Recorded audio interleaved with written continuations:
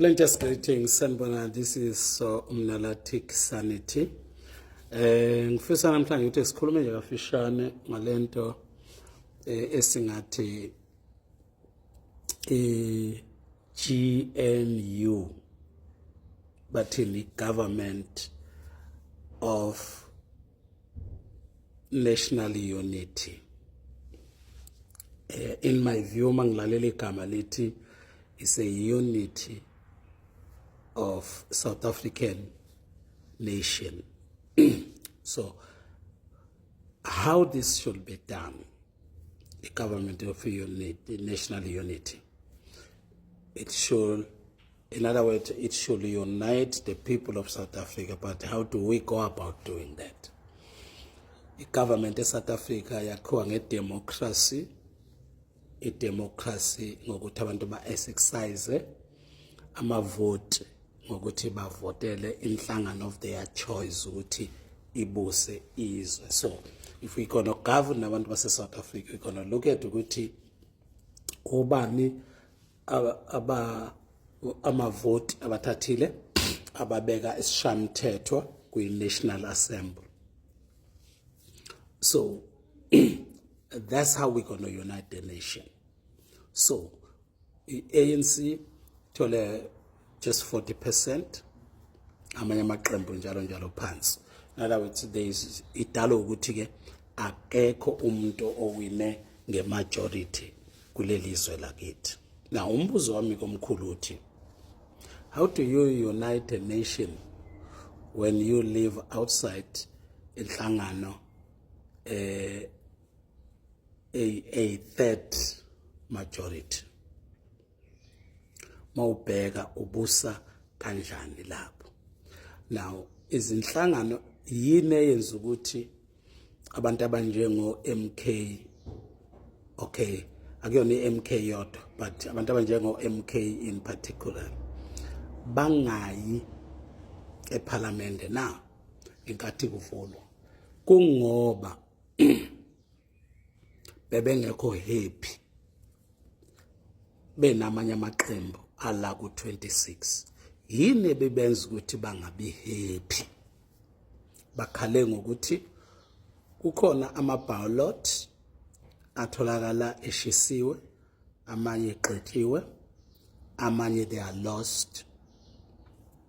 Also kunezibalo othola ukuthi zithi mayisuka kwi-VD mase ifika ngale elokhuzeni kwa IEC kuthiwa azifani. Ngamanye amazwi kunama irregularities akhona. Kunenkolelo yokuthi ama-election were rigged. Kwenye incident kukhona la kuthiwa bathi mabethi bayavota kusavota umuntu wesithathu mabefaka kwenye inhlangano isinabantu abawu-400. You see that? So let's take that as rumors were not true. Don't you think ukuthi IEC should have take us into confidence ukuthi yonke lento ekhulunywayo ayikho? Kwenzeka kanjani ukuthi ndigcwale ku social media namanye amaqembu azacomplain ngayo, enye even nakuma mainstream medias were reported? Okay, I guess it take by solve like don't you think bekufanele kube ne openness yokuthi ngampela amavote enu bantu abavotile njengoba ngihleli lapha nje mina ngoba kuthiwa khona lahleka la eDurban.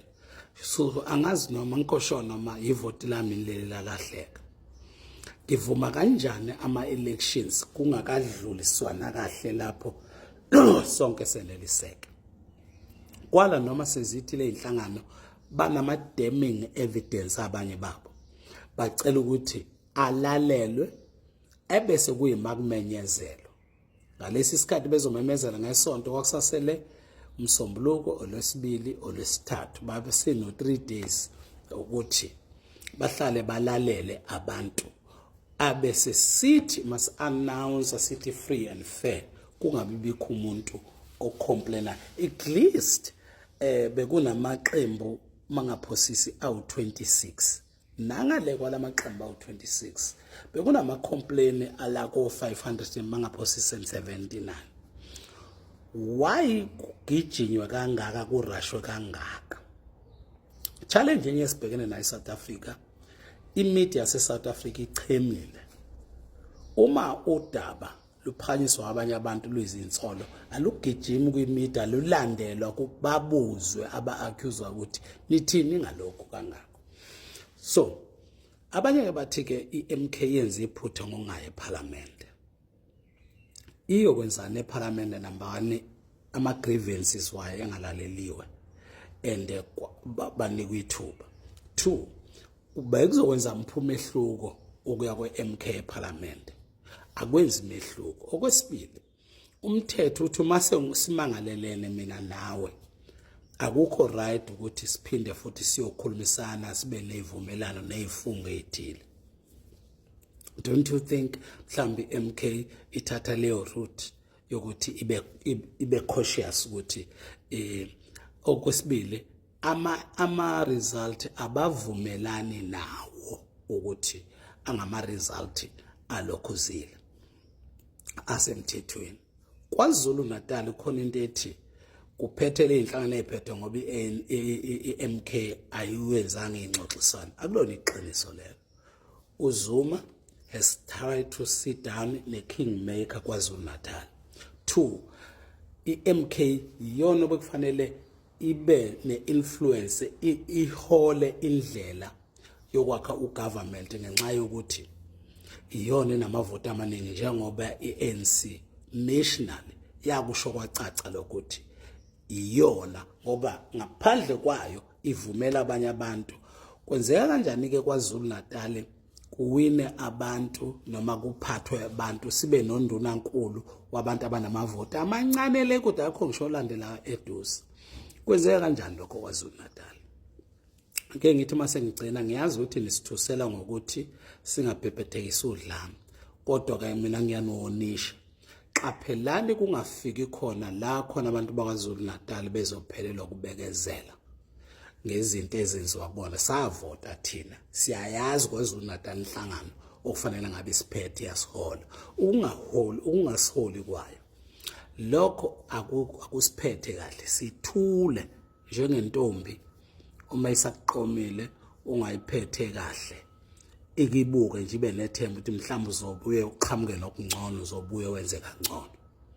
Kwangathi ke uNkulunkulu njengoba kukhona isinyathelo esiyemthethweni ukulungisa lolu daba, lungalungiseka ngokuthula, kungafiki la abantu bazobegcine befuna ukuthatha umthetho ezandleni zabo. Ngiyakhuleka ukuthi ukuthula nezwe lakithi nejustice ezwe lakithi ikusukumele lokho, ngoba uma abantu bengaphathekile kahle anything can happen. Sikhulekela ukuthi ke ayisolveke lento indlela eyona. Siyabonga uNkulunkulu anibusise. Uma une comment on the comment section ngenhlonipho and sibone ukuthi wena wakho umbono uthini ngoba ungumSouth Africa nawo. Ngakho ke ukuze kwakheke iGovernment of National Unity ngokwami bekufanele kuba amaqembu wonke aseParliament aform ugovernment, hayi athile babe abantu abadla bodwa, mhlawumbe ngabe sikubiza ngecoalition. Stay blessed, stay plenteous, stay on top. It's me uSomnala in Somnalatic Sanity, where we make sense in every matter.